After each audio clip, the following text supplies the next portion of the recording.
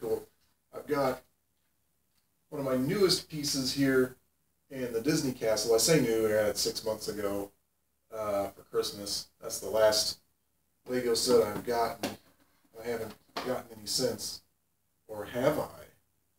Stay tuned for that video. And then also, one of my oldest pieces here, Galactic Mediator Space Police. This is from the early 90s. And, yeah. Obviously, the 1316 Killer video got quite a few more views than what I would normally otherwise get. And once again, my appreciation goes out to the handful of new subscribers that I have. Hope I can do something for you.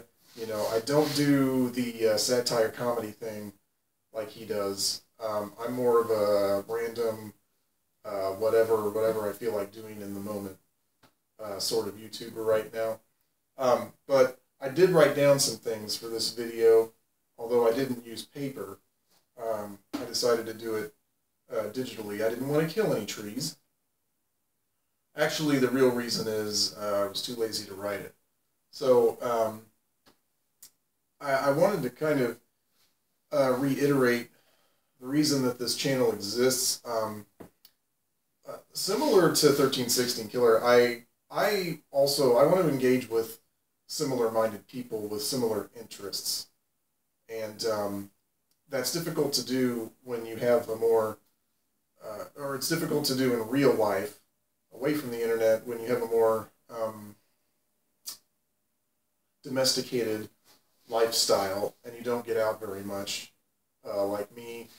My wife really, she isn't into everything that I do. We're both musicians, obviously, but her job involves music, so I try not to, you know, try not to involve that so much. She doesn't really go to any of my gigs. She's not one of those who, you know, help me set up and tear down my drums and all of that business, because that's just a job, and you know, she doesn't need to be involved with that.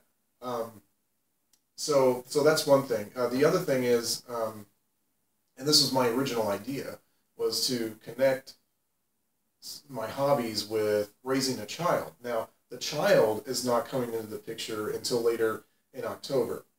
So the videos that I'm doing right now are basically just for practice, to sort of get accustomed to doing videos and dealing with things on YouTube and that sort of business.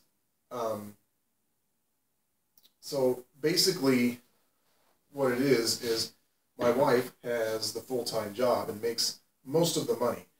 I do have some gigs here and there, and I do some things that tack on a little bit more. But for the main reason, or for the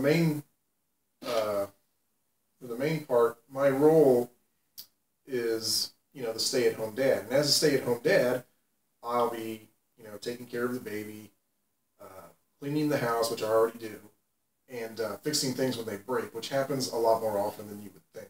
In fact, there are actually existing projects I need to do right now. Right over here in my man cave here, there's a busted up corner here on this ledge, and I actually need to build a rail for safety over here, and I didn't do it in my original design because it would have made it difficult to carry furniture up.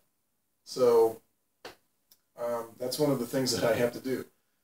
That's going to be probably a 2-day job because that involves a lot of woodworking and staining and things like that. So that's just the kind of thing that I do. All right, so on to the business. I'm just going to throw all of this out there since it seems like this was a conversation that that's sort of been started. It seems like something people have a lot of interest in. So I'm going to say my piece about the about 1316 Killer. For people who go to his comment section and talk about, well, his opinion this and his opinion that, and, you know, blah, blah, blah, blah, or whatever, you have to realize there are very few actual opinions in his videos for there to even debate. There's nothing to debate there. He's not giving an opinion in the first place. The whole thing is basically a roast. And it's lately it's been kind of a roast of the gaming community. You know, if we can't laugh at ourselves, what can we laugh at? Why so serious, right? And he could roast me if he wanted to for doing that WWE video that I did a while back, because that was entirely news regurgitation. But the main reason I did that video in the first place was to practice doing PowerPoint, and also to put all of that information into one video, unlike what the other guys did. They made 3 separate videos for reasons I'm not really sure of. My initial guess would be because they wanted to get more eyes on their channel, but, you know, I don't know. So anyway, that's my piece on that. I mean, and he could have. The other thing is there was kind of a little back and forth we had in the comment section. He said I didn't comment on his videos too often, and that's more or less true. But there was this one time I left a comment, and I think this was before I had changed the name of the channel. I left a comment saying something like he should be using a pocket knife instead of the scissors to open up his packages. And he came back with like, well, what am I, a hunter or something like that? It was some sort of sarcastic remark. And, you know, I didn't take that as an insult or take it very seriously like some other people probably would have. In fact, he put it into, he made a little bit about it in the next few videos, which I thought it was cool. So now I actually tend to do scissors versus pocket knife. And that's just sort of to banter back with him. So there's that. And that's just the piece. That's my piece I'm going to say about him. But about the larger problem with social media, the number one thing is it's the anonymity of the internet makes it so people can say sort of whatever they want without any sort of consequences. And so they will. You know, it's the regular deal where people will get away with as much as they can possibly get away with. And this is nothing new. This has happened throughout all of history. I mean, you could go all the way back to Genesis. You know, I'm not going to get religious, but, you know, the story goes that they disobeyed the one darn thing he told them not to do, and they did it. So it's human nature to want to sort of go against the grain. Like I said, you're communicating with people that you would otherwise have never met because they're hundreds, if not thousands, of miles away. You can say whatever you want to them, and essentially it doesn't matter. There aren't going to be any consequences, except for maybe that person replying back, which he may or may not read about. So there's that. I see a lot of people trying to prove that they're mature by saying, I have bills to pay, I have this, I have that, or whatever, you know, to talk about their responsibilities. Having responsibilities is not the only sign of maturity. Lots of people have bills to pay. That does not necessarily mean you're mature. That just means you owe people money. And so I don't know why people use that argument. I would never use that argument. If someone called me immature, I would definitely not throw my checkbook, you know, in their face and say, "Oh, well, I'm mature. I've got bills to pay, and these are my responsibilities." No, nobody wants to hear that. All right. The other problem is sometimes people just want to intentionally stir the pot because, I don't know, maybe they've got nothing better to do. Maybe they're drunk or whatever. But just the other night, actually it was last night, I was watching a live stream of Cobra TV, and if you're really into No Man's Sky and you haven't been to his channel, you absolutely have to go to Cobra TV. He covers all things No Man's Sky better than anybody else, because I think anyone else is probably afraid to cover it because of how much backlash that game got. But there's still a cult following there, and Cobra is basically the unofficial head of that. But anyway, he was doing a live stream, and what's going on is there's kind of an ARG going on, working up to the game's next update. And while that was going on, there was this guy playing the game and doing some strange things, leaving some strange communication messages, because you can do that in the game now.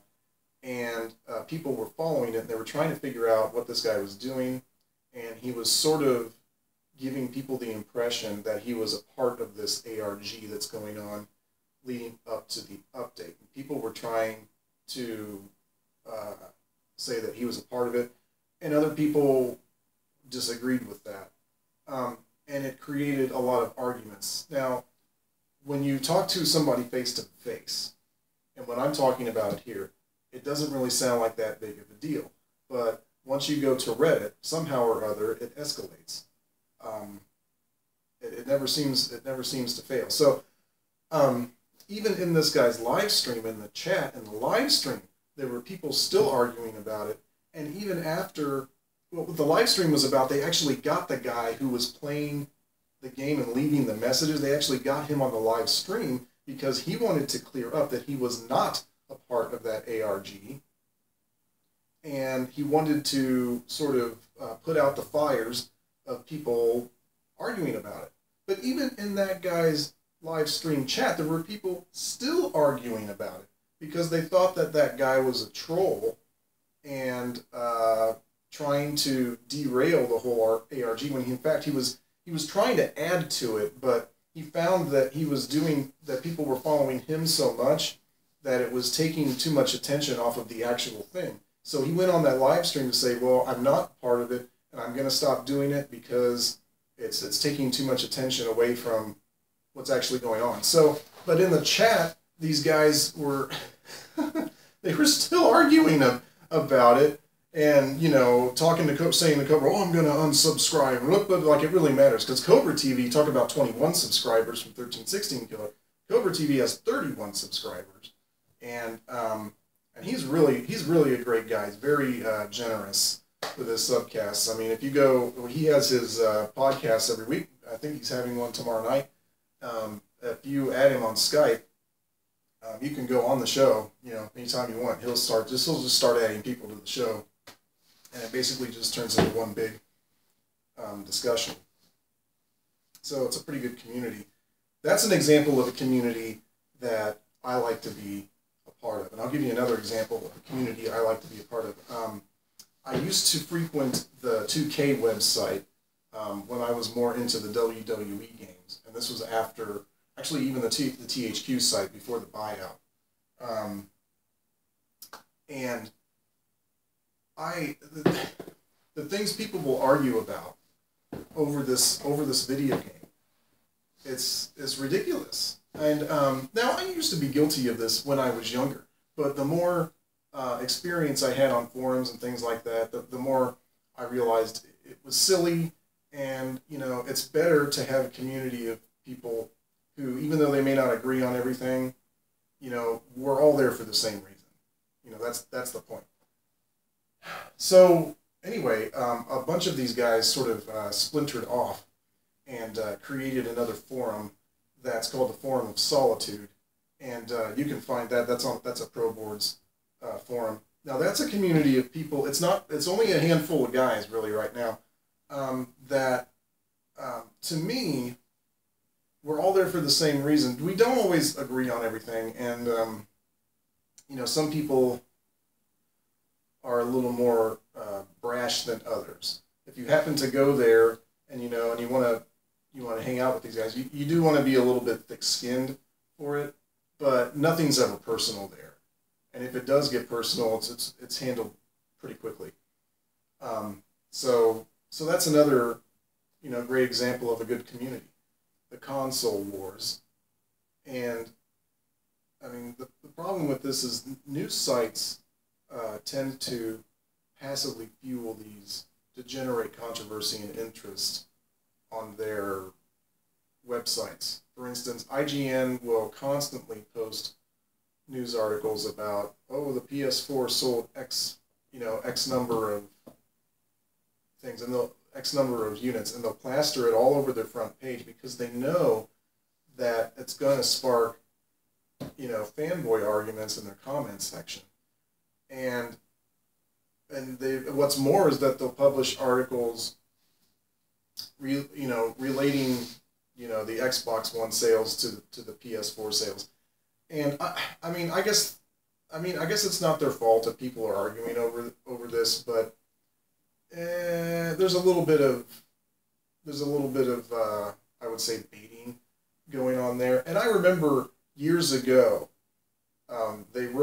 somebody wrote a piece about how they were going to start cleaning up their comment sections. It's, oh, we're gonna get this cleaned up, and this isn't going to be toxic anymore. That never happened. That was a joke, for sure. Maybe that was on April Fool's Day. I don't remember. But oh, there goes my screen right there. But the console wars have been going on since the late '80s and early '90s. But between Nintendo and Sega, but this was before the internet. So if we were arguing about consoles, it was usually within just our little group of friends at school or whatever. But ultimately back then, what you wanted to do was own both. That's when you had really arrived. If you owned both, you were like the gaming king. You weren't considered, you weren't. I don't know how to describe it. It was like, the word fanboy, for one thing, I don't think it existed back then. So, but then even in the mid-'90s, it was, the PlayStation came out, then the Nintendo 64 came out, and not everyone knew about the way that the PlayStation had been developed and the Sony Nintendo falling out, sort of. Because again, not everyone had the internet. No, not everyone was, reading the magazines at the time. And so, I actually wanted the PlayStation first because I wanted Mortal Kombat Trilogy. Excuse me. Like I said, I ate a lot of food. And I knew it was going to be better on the PlayStation because the PlayStation used discs.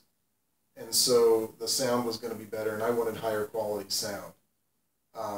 And I also wanted the bosses to be unlocked from the get-go. That wasn't the case in the Nintendo 64 version. So I wanted the PlayStation. So I got the PlayStation. I got a Nintendo 64 the next year. And the great thing about that era is both of those consoles' libraries were pretty unique from each other. I mean, there were a lot of cross-platform games, but you had the PlayStation exclusives, the Resident Evil games, although I know Resident Evil 2 was eventually released for the Nintendo 64. You had, I mean, thinking about it, there were so many great PlayStation games. The Dino Crisis, Metal Gear Solid, the Final Fantasy series, even though I never played it, moved to Sony. Crash Bandicoot. I mean, those were great games. Nintendo 64, I just did a video, they had the 3D platformers. They had Rareware, which was a huge ace in the hole for them. They had, well, of course, they had their first party games, but most of those, obviously Super Mario 64 is legendary in the gaming industry. That's probably never going to go away. But my point is both libraries were unique, so you wanted to own both. These days, if there was the internet back then, I would think the console wars would have been worse back then because the libraries were so distinctly different. Today, I don't even know why people argue about the consoles, especially when it comes to game exclusives, because when I look in the game cases, it seems like pretty much the same games on both, with a few exceptions here and there. I mean, there's not that big a difference, really. Almost everything's cross-platform now because, the developers, they can make more money that way, and both consoles are similarly designed. They're not that different from each other. One has to deal with a little bit less resolution sometimes, and that's pretty much it. So, I don't get it. And honestly, the only explanation I can come up with is it's just the internet, and people love to argue on the internet. And I don't get why people are so angry over these things. I mean, they just, it's like I said before, they just can't let it go. And one thing I think it is that nobody wants to be wrong on the internet. Being wrong on the internet seems to be worse than death for some people, because you're not only wrong. I guess it's probably because it's not like you're sitting in a group, with your family or whatever, and you say something stupid and you're wrong. You say something stupid or wrong on the internet, now everybody knows, and they're coming after you, and now you're just the big moron or whatever. But at the end of the day, it's not that big a deal. Making mistakes and being wrong is the path to learning. Okay? So keep that in mind.